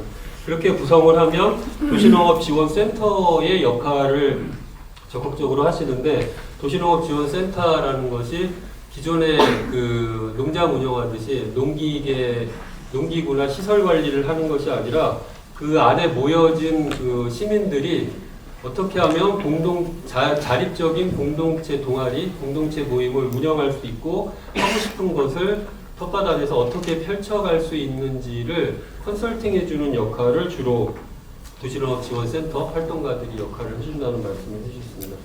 그래서 공동체들이 이제 활성화된 성과가 생기기 시작했고, 그것을 올해 공동체 텃밭 한마당으로 모아서 그 효과들을 좀 나눔했다고 하셨고요. 그 다음에 이제 사례로 만수 이음 텃밭, 그래서 만수동이겠죠. 이응 텃밭에서는 주변에 있는 초등학교 학생들과 학부모들이 와서 그 즐기고 그리고 놀 수 있는 프로그램을 마련해서 지역 주민들과 화합하고 같이 어울리는 그런 프로그램들을 진행하신 것이 좀 인상적이었고요. 그 다음에 이제 인천의 해바람 텃밭의 경우는 자원봉사로, 그러니까 도시농업 활동가들의 철저한 자원봉사로 시민들이 교육을 받거나 어울릴 수 있는 그런 텃밭을 조성한 사례를 만드셨고, 그건 아마 제가 알기로 내일 여기하고 이응 텃밭은 연락을 하시는 걸로 알고 있습니다. 가셔서 좀 잘 보시면 될 것 같고요. 그 다음에 이응 텃밭, 여기도 제가 알기로는 그 전기하고 그 관정 없이 그 에너지 자립을 지향하면서 공동체적인 텃밭을 운영하고 계신 걸로 알고 있는데요. 예, 그 설명도 좀 해주셨습니다. 그러면서 베를린의 도시경제학 선언과 그 다음에 우리의 그 도시농업 농부 선언, 이것을 다시 한번 좀 잘 기억하면서 활동을 해나가자 말씀해 주셨고요. 그 다음에 범박골 배우듬의 조은빛 청년 농부는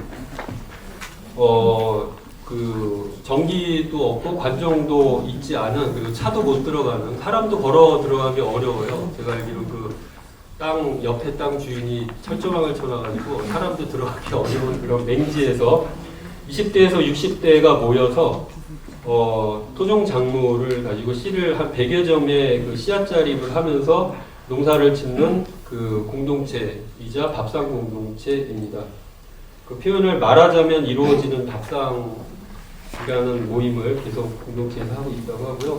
농작물은 이웃에게 나눔하거나 일부 판매를 하고 있고, 그리고 서울의 인수동에 그 비건 그 공동체에 그 농산물을 주기도 한다고 합니다. 그리고 논학교나 국포시에서 농산림 교육을 하는 그 대외적인 활동도 좀 하고 있고요. 그리고 작년에는 올해죠. 퍼머컬처 교육을 그 국제 전문가 과정을 같이 그 공동체가 공부하는 모임을 학습을 했다고 합니다. 그리고 이제 중요한 것은 마을 밥상을 올해 시작했는데요. 일주일에 한 번씩 하는데 한 2시간 정도 시간을 두고 마을 분들하고 밥상을 같이 꾸리는데 평균 24분이 오셔서 그 텃밭에서 일구어서 갖고 온 채소를 가지고 그 식사를 하고, 뭐 모자라는 것을 좀 일부 구입을 하기도 하겠죠. 예, 그렇게 해서 그 자원봉사로 그렇게 매년 마을 사람들과 어우러지는 밥상을 차리고 있고, 그 자리를 통해서 마을에 있는 어린아이부터 노인까지 서로 그 일상을 나누고 이렇게 소통할 수 있는 그런 좋은 공간으로. 그리고 요즘 1인 가구도 많잖아요. 1인 가구들 도 와서 같이 이렇게 좀 행복을 찾을 수 있는 그런 것들을 하고 있고요. 그런저런, 그리고 그런 모임들이 확대되면서 그 밴드도 만들었고, 그 마을 청년들 밴드도, 농부들 밴드도 만들었고, 그 다음에 풋살팀을 만들어서 마을 팀들하고 체육 경기도 하고 운동회도 하고 그런 활동들까지 이렇게 이어서, 그 자료 보시면 아시겠지만 식의주락이라고, 일단 본인이 농부라서 식자가 매일 앞에 온 것 같긴 한데요. 그리고 맨 끝에 락자가 즐거움입니다. 그래서 이 자립과 의식주 자립과 즐거움을 좀 함께 추구하는 그런 공동체를 잘 이끌어가고 있다는 말씀을 하셨고, 청년이기에 해주신 말씀을 잠깐 그대로 옮기자면, 그 생로병사하고 개인적 고민, 지구적 위기까지 여러 가지 고민을 안고 누구나 살아가고 있는데 그것을 풀어가고 해결하는 해답을 어디서 찾을 것이냐, 그게 이제 생태가치와 자립에서 찾고자 한다고 하고, 그게 이제 텃밭이 되는 그런 말씀을 해주셨습니다. 그 외에 그 고향에서는 그 지금 꽤 넓은 많은 사람들이 참여하는 농장을 무투입으로 그 전기와 그 관정 없이 운영하는 사례를 그 말씀을 해주셨고요. 그 다음에 고양시의 특징은 그냥 농장 공동체가 아니라 작물 공동체, 양파 공동체, 양파 마늘 공동체, 뭐 배추 공동체, 뭐 이런 식으로 작물병 공동체를 운영하신다는 사례를 말씀해 주셨고, 강북에서는 고민을 말씀해 주셨는데, 처음에 규모가 작을 때는 공동체가 잘 유지되다가 규모가 커지고 인원이 늘어나면서 오히려 공동체성이 약화되는 문제에 대한 문제의식이 좀 있으셨고요. 그게 이제 그 박준구 선생님이 문제 제기를 하셨는데, 공동체가 지속되려면 어떤 요소들이 있어야 되는지, 어쨌든 계속적인 희생을 요구하는 자원봉사로만 운영할 수는 없는 것이기에 그것을 지속시킬 수 있는 그 조건들이 뭐가 있을지 좀 고민을 해보자는 말씀도 있으셨습니다. 그리고 그 끝까지 지금도 자리에 계신 것 같은데, 부천 도시농업과의 이윤유 선생님께서 어쨌든 공동체 분양에 대한 것들을 공공기관에서도 좀 고민을 하고 있고, 부천에서도 좀 내년부터는 좀 실현해 보고자 한다는 말씀을 해주셨습니다. 그리고 이제 정리하면서 그 기타 의견 내지는 이제 정책 제안이 될 수도 있을 것 같은데요. 이건 제 의견이었는데, 그 다들 그 전환마을을 지향하시거나 그렇게 좀 실천을 하고 계셔서 도시농업, 전국 도시농업 협의회 차원에서도 어떤 마을이 되든 어떤 선언을 좀 같이 하고, 그것을 같이 공동으로 실천하는 공동실천을 1년 내내 좀 관통하는 것을 만들면 어떨까라는 말씀을 주셨었고, 또 하나는 그 강북에서 오신 선생님은 그 텃밭을 운영하거나 할 때 논을 좀 중요하게 배치를 하면 그 공동체성을 좀 진작하는데 좀 도움이 되지 않을까라는 말씀도 해주셨고, 그리고 도시농부라는 개개인의 어쨌든 그 인식으로 출발하기보다는 도시 그 농부업 우리가 전체적인 그 집단적인 좀 문제의식을 가지고 제가 요건 좀 잘 전달을 못하는 것 같아요. 어쨌든 도시농업을 시작할 수 있는 그런 우리의 좀 그 공통 의식이 있었으면 좋겠다, 인식이 있었으면 좋겠다는 말씀을 하셨고요. 안병덕 선생님께서 어쨌든 우리의 과정이 그 익히 아는 표현이긴 하지만 되게 중요한 표현이에요. 능력 따라 일하고 필요에 따라 나누는 그런 과정이 이제 도시농업과 도시농부 실천의 과정이 아니겠느냐. 그러면서 그런 요소들이 좀 잘 녹아드는 일련의 그 도시농부 살이, 그리고 또 하나는 갈등이나 그 여러 가지 문제가 있었을 때 그것을 잘 조정해 나가는 리더도 어쨌든 도시농업 운동에서 중요한 것 같고, 공동체 운동에서 중요한 것 같고, 그것이 바로 이제 도시농업 실천가들이 돼야 되지 않느냐라는 말씀을 해주셨습니다. 이상으로 마치겠습니다. 네. 그럼 우리 홀에서 질문 의견 좀 받을게요. 적극적으로 해주시죠. 참여 안 하시는데 궁금한 거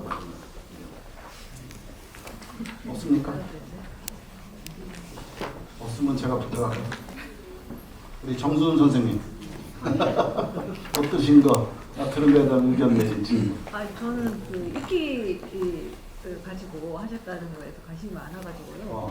예, 그거를 좀 기회가 되면 또 좀 자세히 듣고 싶은 그런 마음이 많이 생기고, 사실은 오늘 말씀하셨던 그 세 가지 주제가 서로 다 연동이 돼 있다고 느끼고 있어요.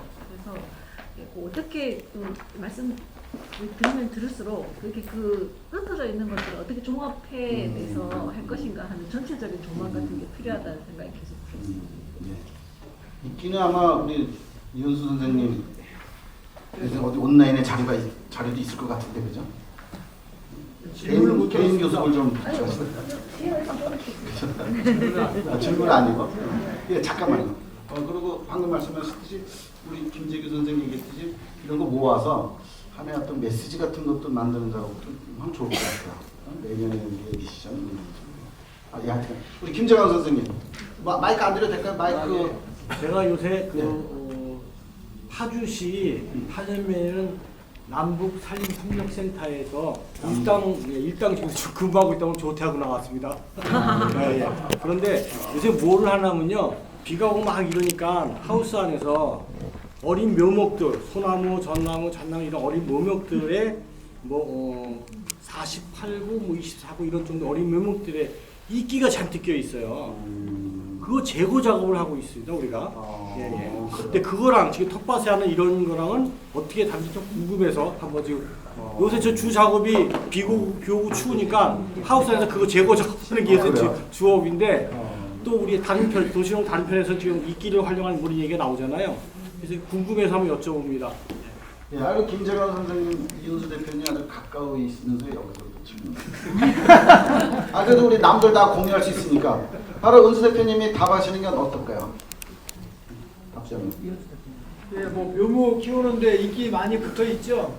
전 그거 되게 좋아서 그걸 사는데 원래 식물에 좀 그 해야 한다고 이렇게 일반적으로 알려져서 이끼를 좀 제거하는 것 같아요. 근데 이제 인식에 대해서 좀 더 우리가 자연을 좀 넓게 본다면 이끼와 그 같이 공생할 수 있도록, 이끼는 어차피 뿌리로 영양분을 흡수하지 않기 때문에 그 개 토양을 갖다가 같이 양분 경쟁을 하지 않거든요.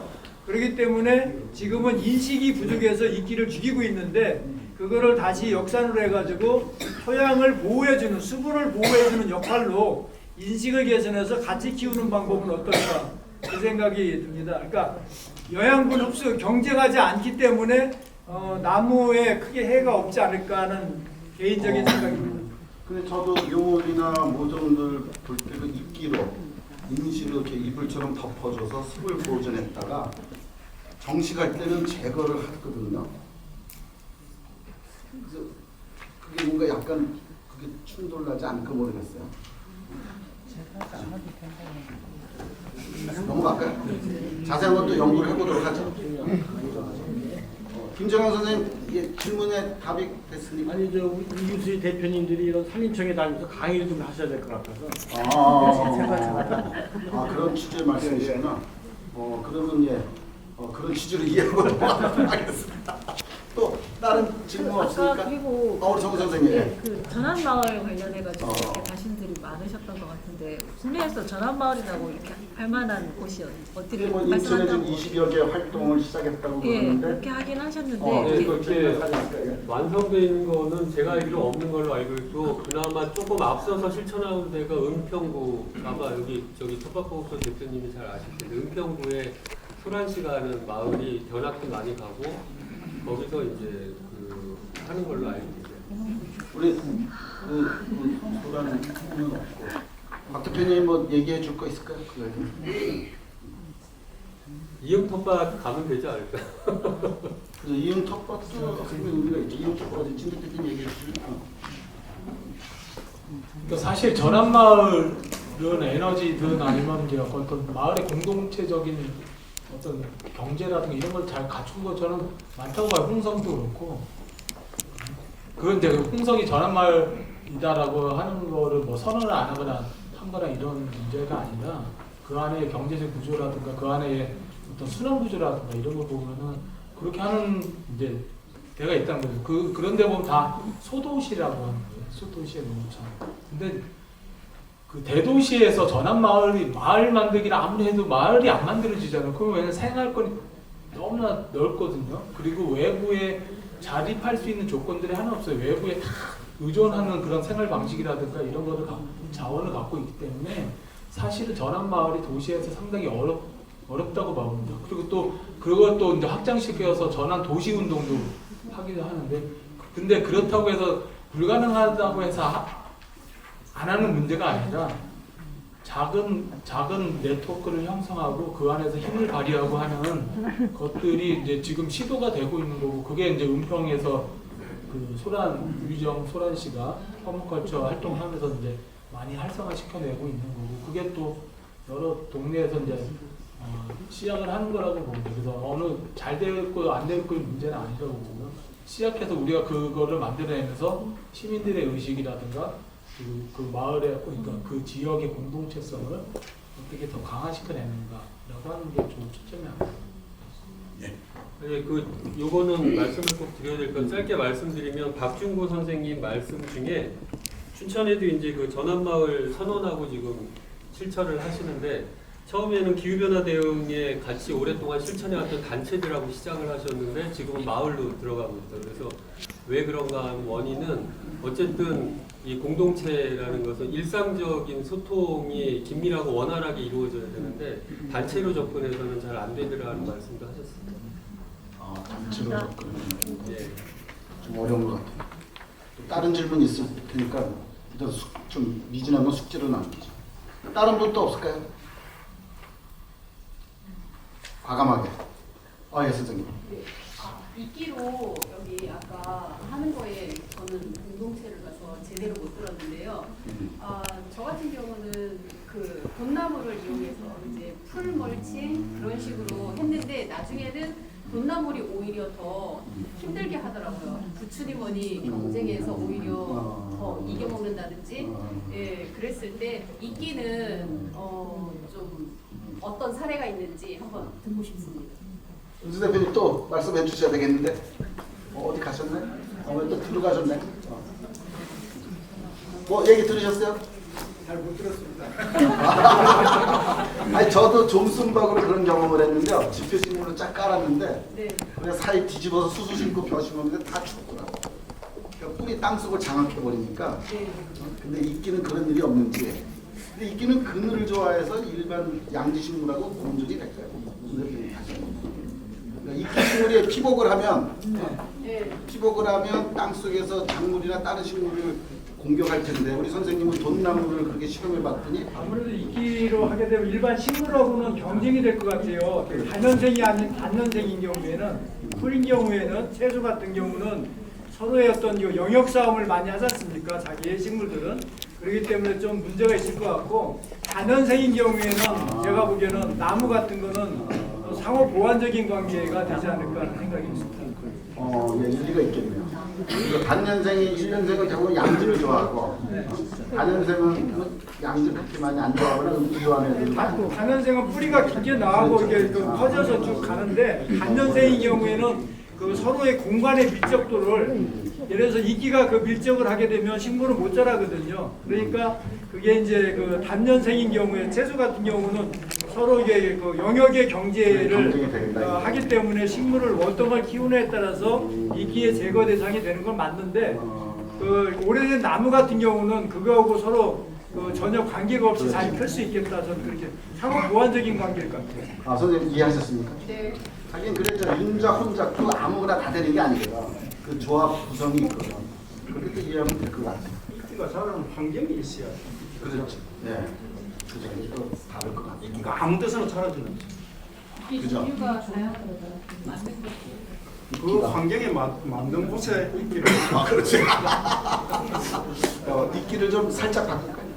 그냥 아쉬운 건 또 뒤풀이 때 가서 또 다른 주제에 질문 없을까요? 아까 보니까 거름 얘기는 별 관심들이 없나 봐요. 질문 한 번도 안 하시대요. 그래서 서승현 회장님이 걱정했는데 넘어갈까요? 또 없어요?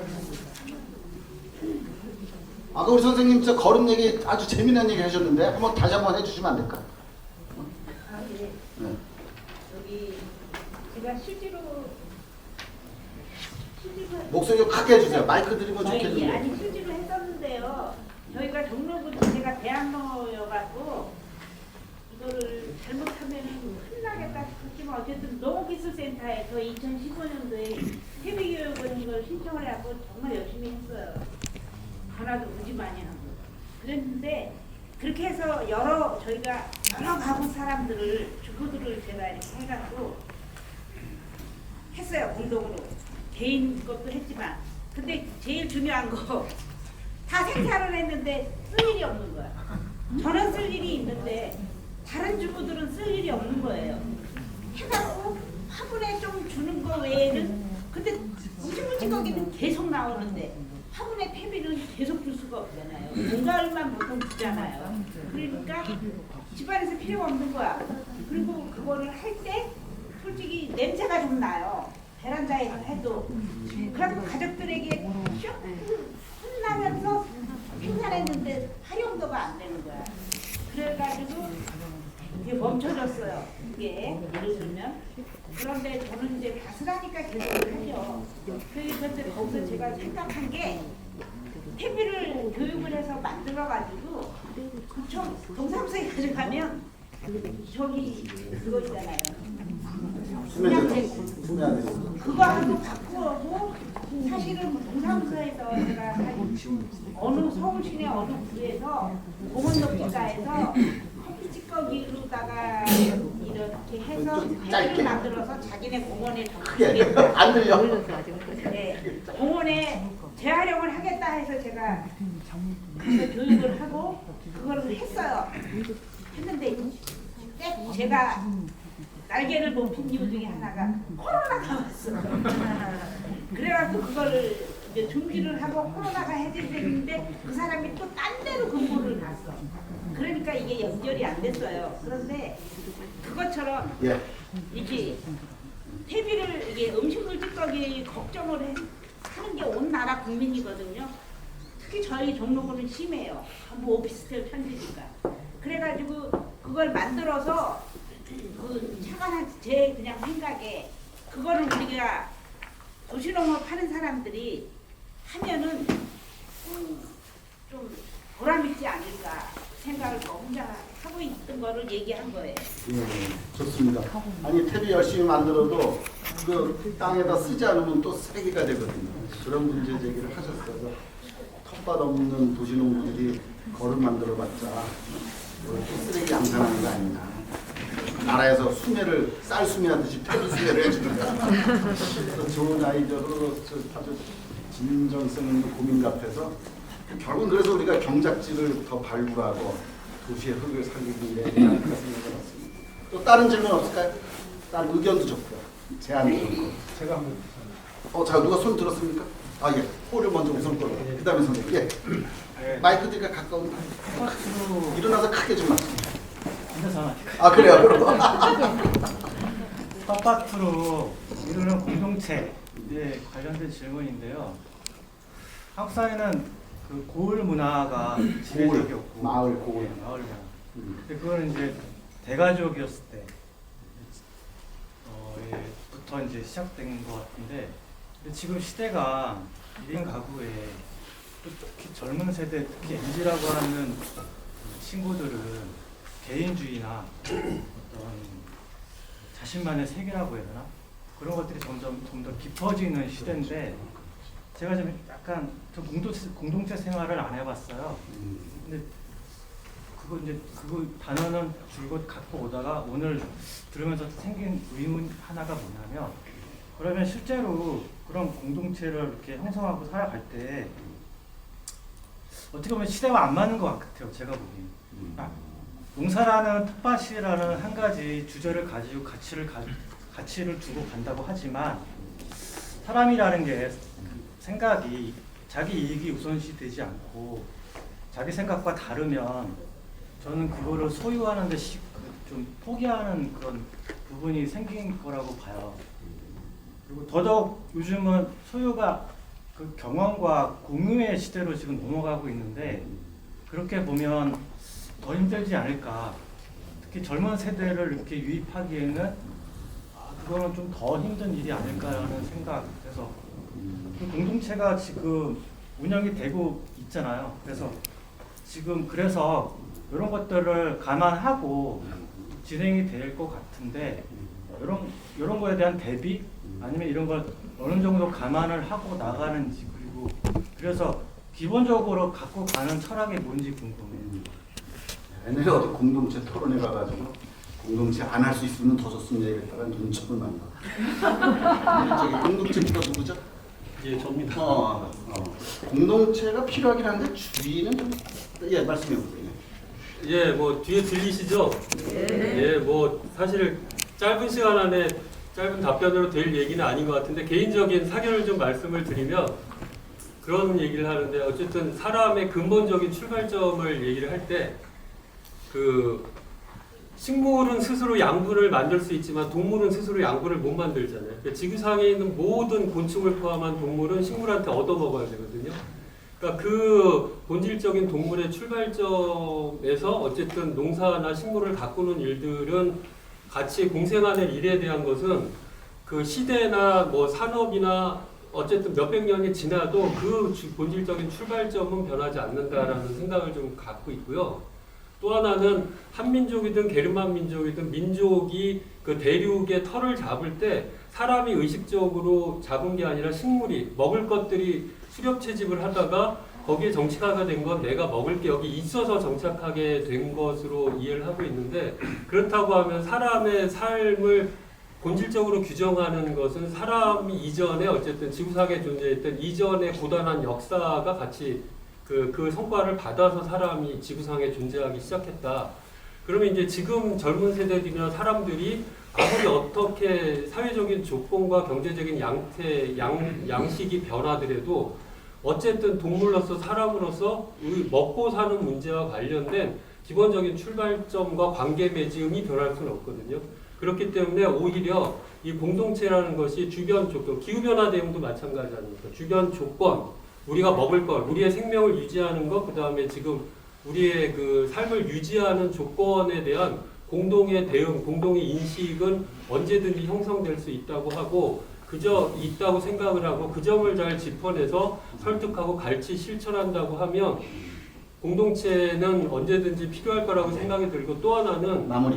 예, 아까도 그 말씀 드렸는데 공동체가 공공성을, 김진덕 대표님 말씀이기도 한데, 공동체가 공공성을 어떻게 같이 조화롭게 갈 것인가에 대한 문제의식만 놓치지 않는다고 하면 공동체는 작게든 크게든 계속 중요한 가치로 가지 않을까 싶습니다. 좋습니다. 우리 질문하신 표정이 흔쾌한 표정은 아니에요. 철학이 너무 어려워. 철학은 쉬워야 돼. 그죠? 어쨌든 고민에 우리가 화두를 가져야 될 것 같아요. 저는 공동체는 물과 공기 같은 존재지 우리를 지배하는 아이템은 아닐 것 같아요. 어쨌든 대표님 이제 끝내야 되는데, 대표님 말씀으로 끝내기 전에 한 분 혹시 아쉬운 분 없을까요? 없어요? 배고프세요? 네. 그럼 우리 대표님의 마무리로 끝내도록 하겠습니다. 예. 좀 전에 공동체 말씀 나왔는데, 사실 공동체, 우리가 알고 있는 공동체는 가부장적인 조직체계예요. 가부장적인. 거기에는 청년들이 들어오고 싶지가 않죠. 그러니까 공동체 하면은 막 모든 게 일치가 돼야 되고 막 뭔가 희생하고 막 만들어. 근데 꼰대들이 좋아요. 지금 청년들은 청년의 삶이 그렇지 않거든요. 그렇게 보면은 공동체가 갖고 있는 어떤 폐쇄성과 한계성을 공공성이라고 하는 걸 갖고 더 다시 재조합하자라고 하는 건데, 그러면 다른 말로 표현하면 어떻게 보면 공동체보다 공생체가 맞을 것 같아요.